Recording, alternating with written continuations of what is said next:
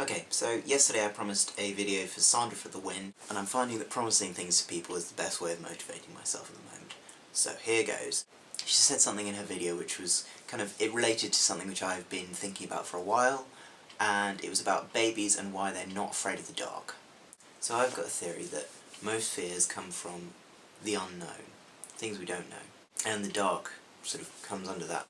If you think about it, fear of death, for most people, is just a fear of not knowing what happened when you die. You might be afraid of dancing if you haven't tried before, because you don't know what it's like, or you don't know how to do it. You don't know what people will think of you.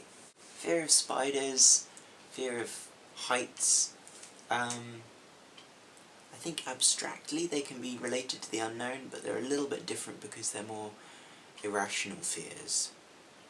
They're phobias. I think fear of strangers and racism comes from this, and homophobia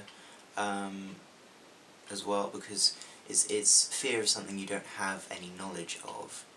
I think people fear people from other cultures because they don't know how they'll act.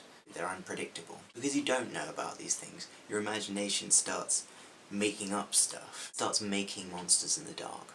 It turns strangers into dangerous people. It turns the social group, which you don't know how it will react, into a bunch of laughing hyenas. Babies! We're gonna get onto babies. Now, babies are different because they don't know shit. And because they don't know anything, they can't afford to be afraid of things they don't know. So they're adventurous, they explore stuff, they play with snakes, which could kill them, but they don't know that. Although that's a bad idea, don't put... As soon as they start recognizing things and learning patterns, they start being afraid of things too. You were saying he gets afraid of the Saw mask. That's not a normal face, but that's because he's a bit older. A baby would be fine with a Saw mask.